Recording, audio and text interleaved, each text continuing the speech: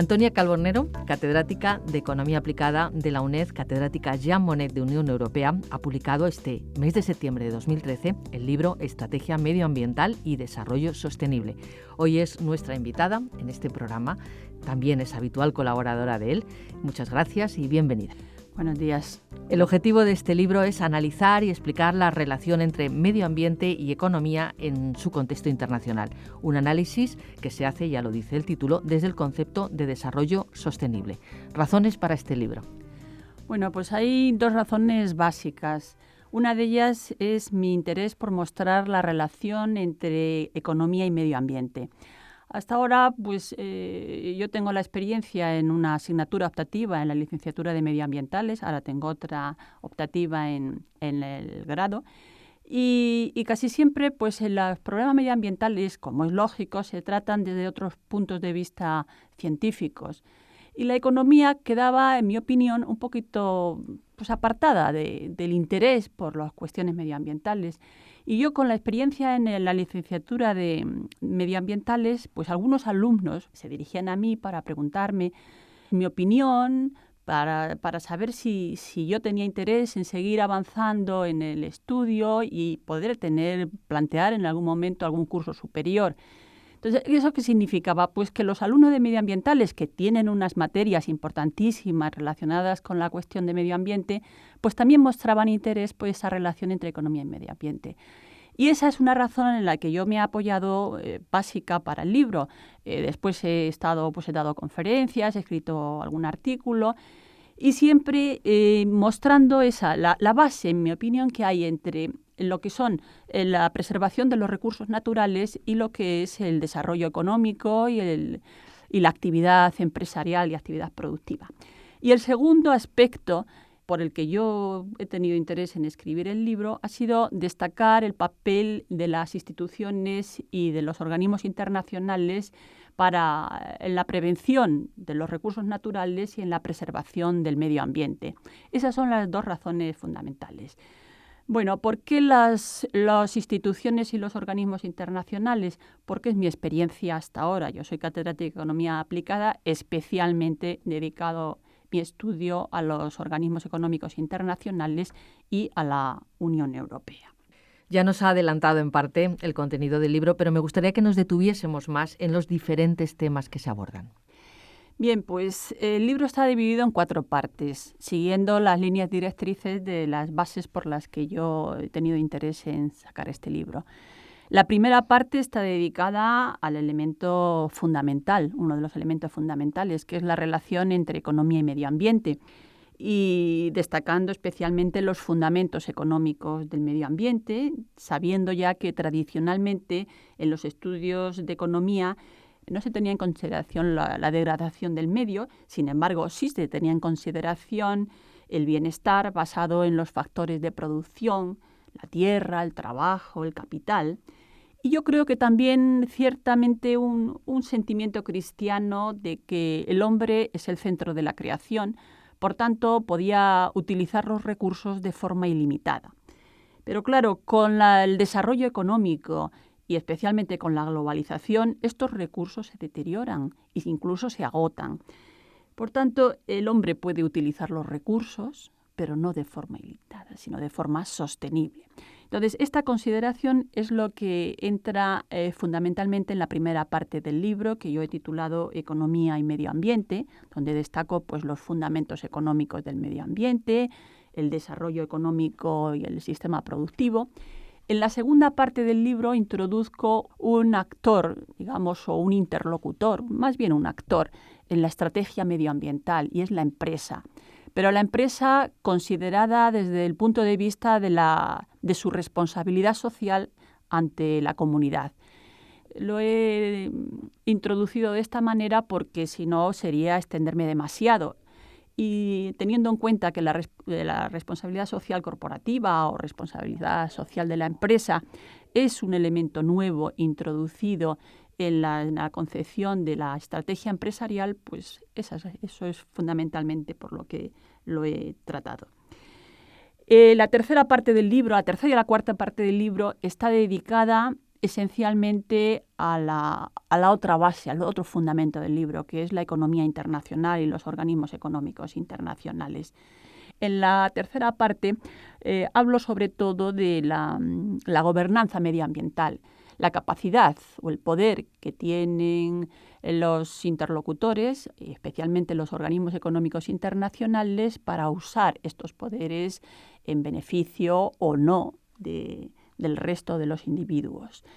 También en esta tercera parte introduzco un elemento que para mí es muy interesante desde el punto de vista de la prevención del medio ambiente, que es el cambio climático, sabiendo que el cambio climático es distinto que la cuestión medioambiental. En mi opinión, la cuestión medioambiental engloba el problema del cambio climático. Es uno más, como es la biodiversidad u otras cuestiones relacionadas con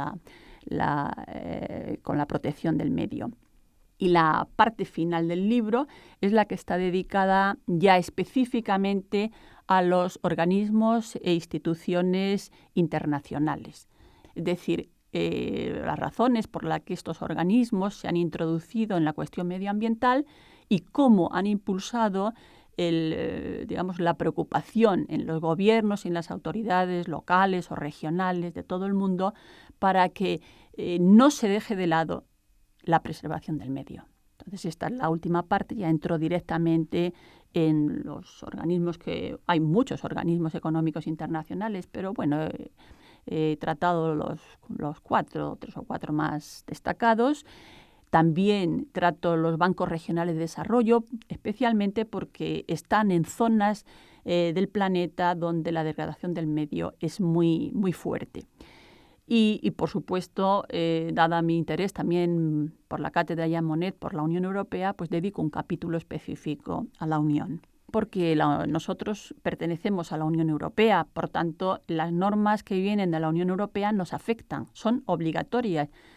No solamente son obligatorias, sino la política medioambiental de la Unión Europea es la única política que se impone sobre las demás.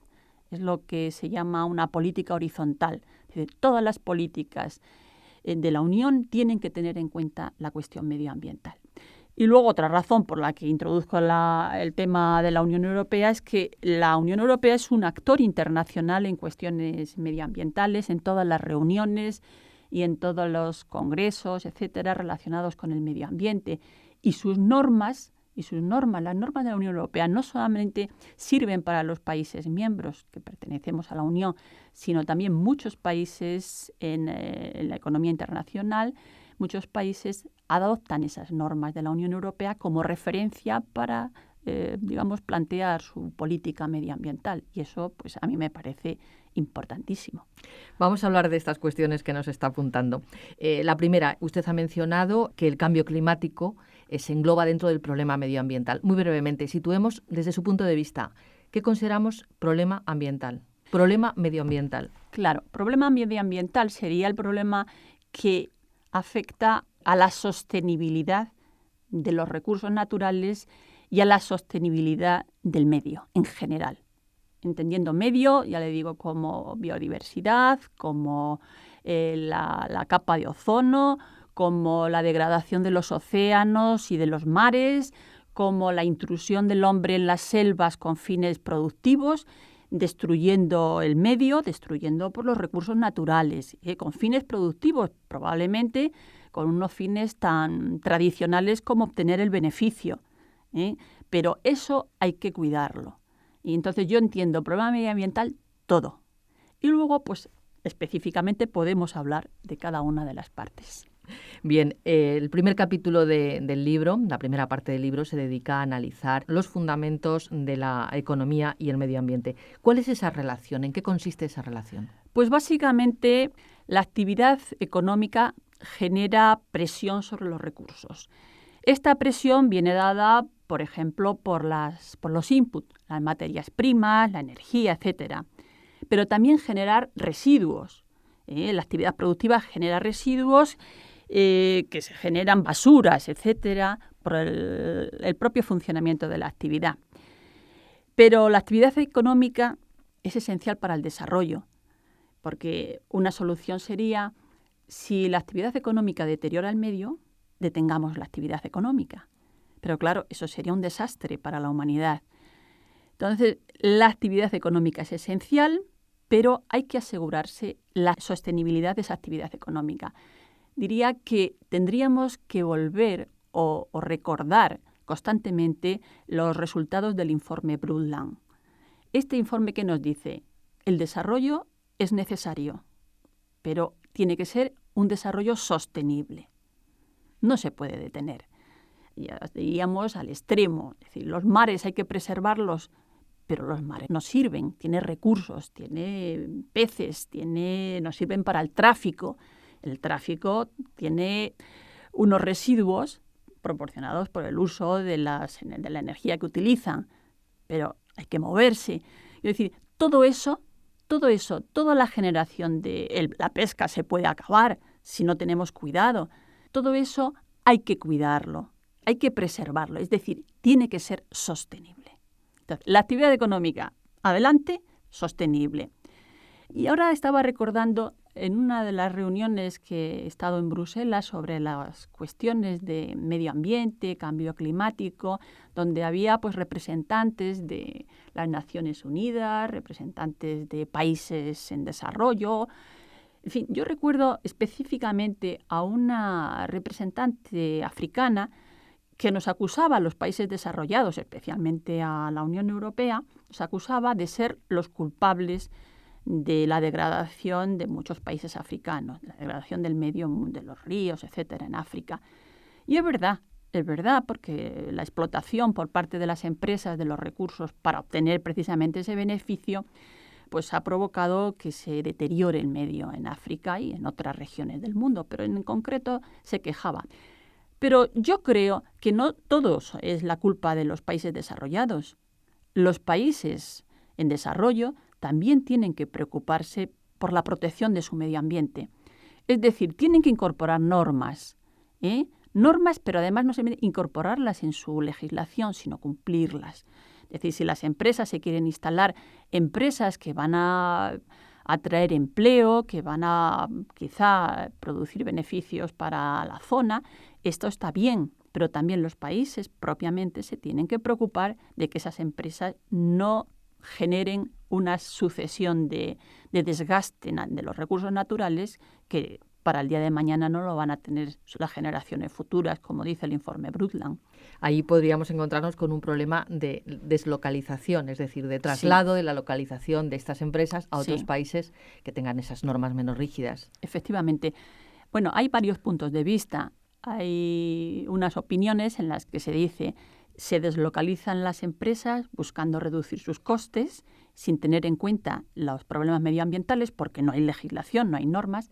Pero también habría otro punto de vista, es decir, se deslocalizan las empresas hacia países con fuertes normas medioambientales, con lo cual le da prestigio a su empresa.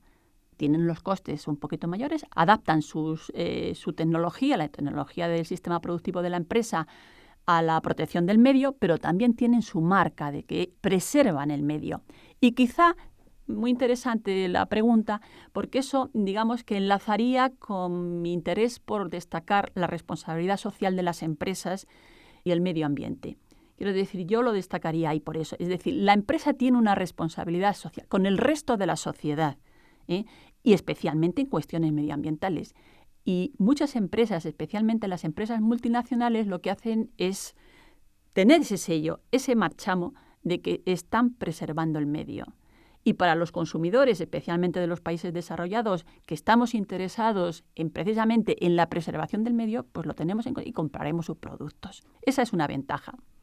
Y luego, por otra parte, también pues hay que tener en cuenta que probablemente algunas empresas, siguiendo quizá digamos, una concepción de responsabilidad social corporativa más en el ámbito, digamos, del marketing, les interesa, con su sello correspondiente.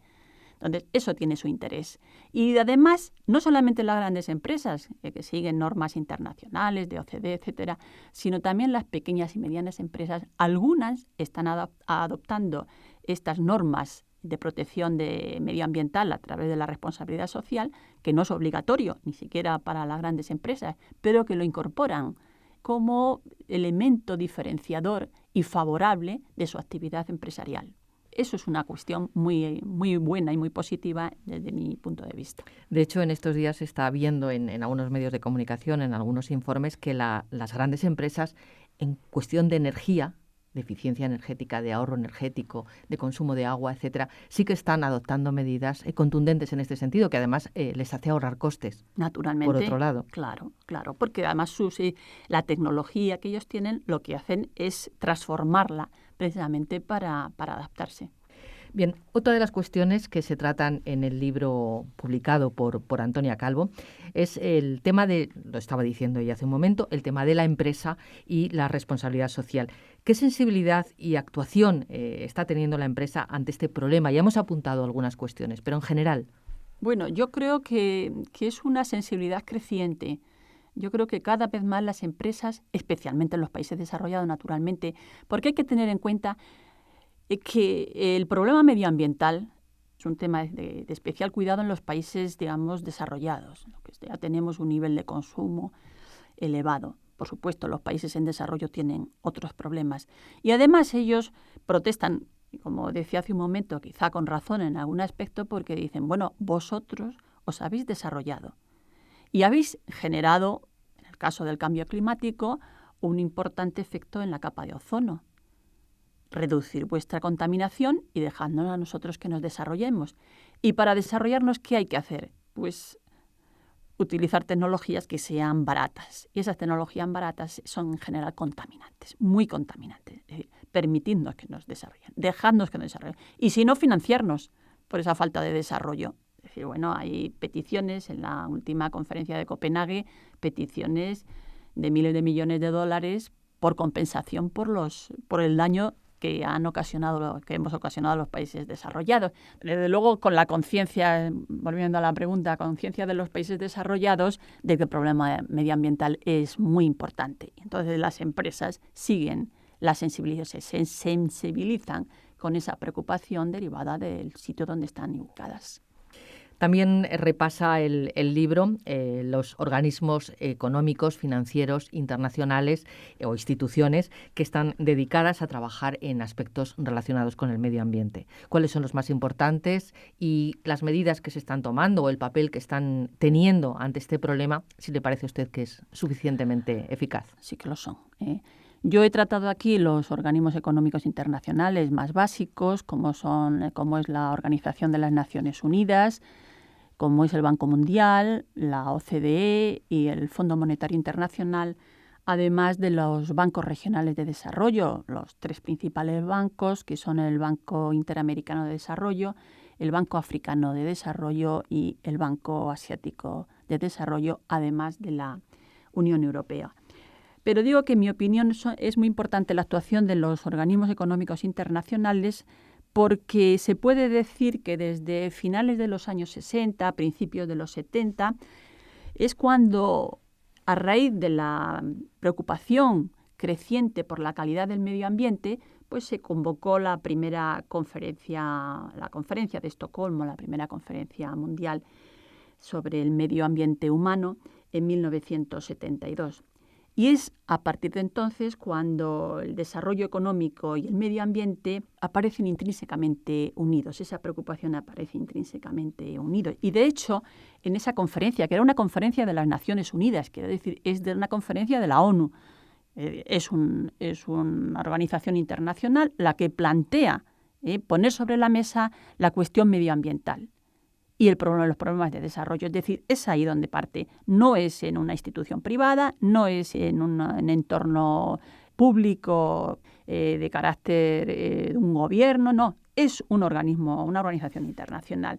Entonces, en aquel momento se planteó pues, crear un órgano de investigación que tuviese un mayor conocimiento, un conocimiento más directo sobre los problemas medioambientales y de alguna manera sirviese para impulsar una legislación relacionada con la actuación medioambiental a nivel regional, local o incluso internacional en todo el mundo.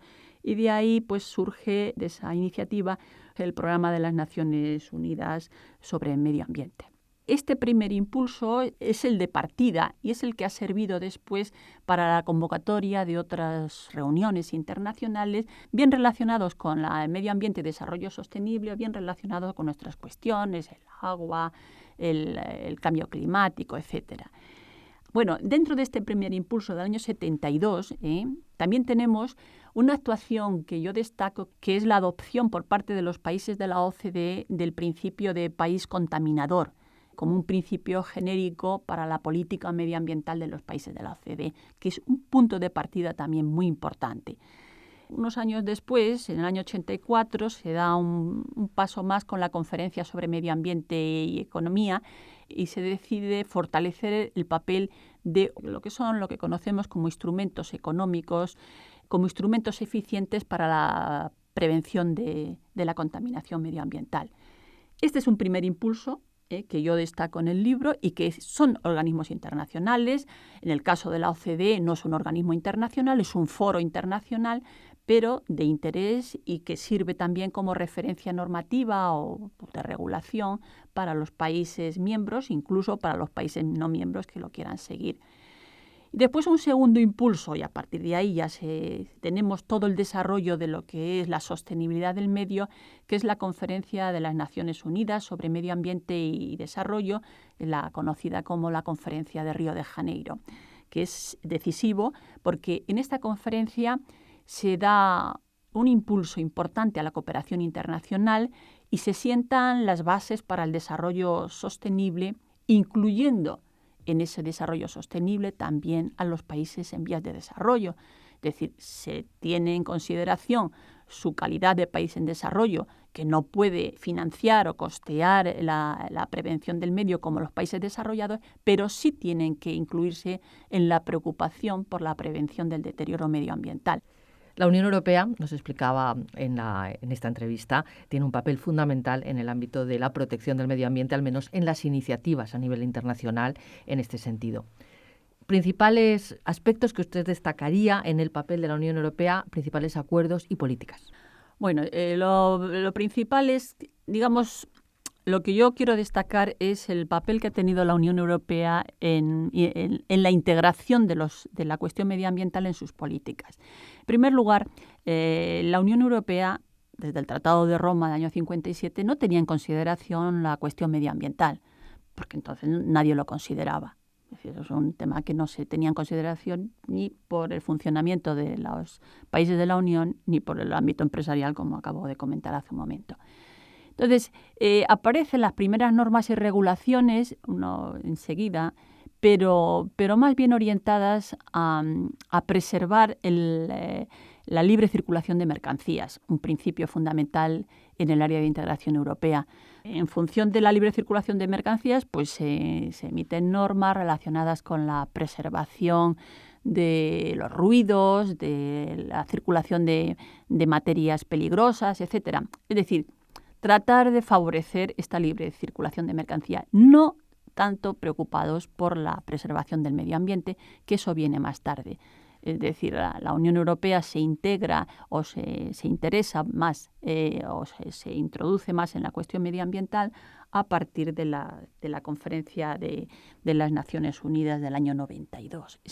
Sobre todo es a partir de entonces cuando la Unión Europea se incorpora totalmente a la cuestión medioambiental, se incorpora como un actor fundamental.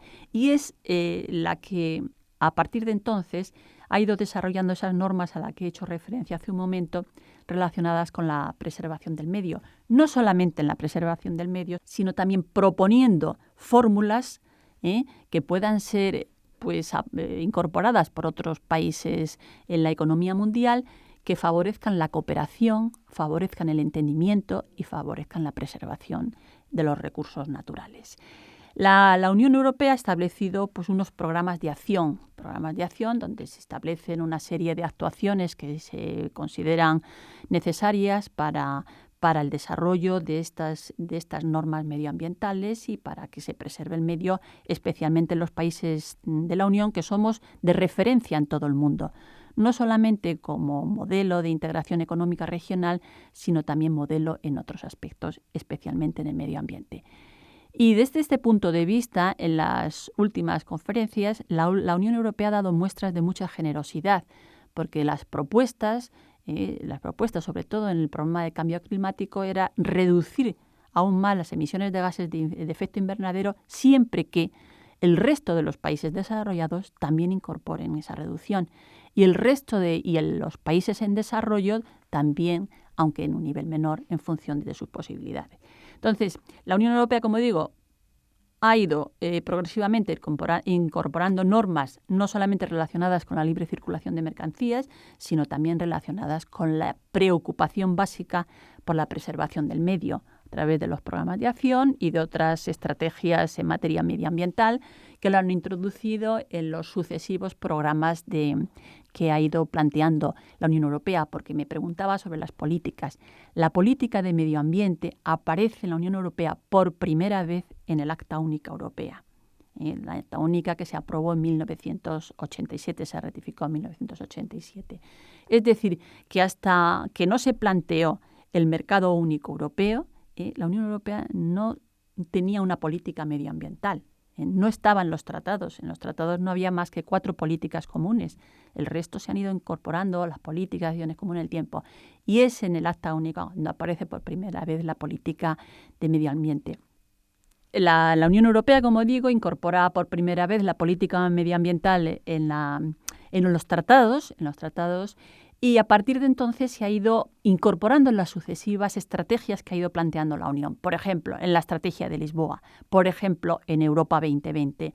Es decir, en los sucesivos tratados, las modificaciones de las estrategias de la Unión Europea, se ha incorporado el problema medioambiental como un problema fundamental y central. De hecho, en la Estrategia de Europa 2020 se incorpora la cuestión de la eficiencia energética, teniendo en cuenta, ahí enlazando con la última conferencia de Copenhague, la oferta generosa de la Unión Europea por la eficiencia energética y el control de la capa de ozono. Estas cuestiones más ampliadas están en el libro que ha publicado Antonia Calbornero, Estrategia Medioambiental y Desarrollo Sostenible, recientemente este mes de septiembre de 2013. Muchísimas gracias por acompañarnos. Muchas gracias a vosotros. Y seguiremos hablando de cuestiones relacionadas con el medio ambiente. Efectivamente, muchas gracias.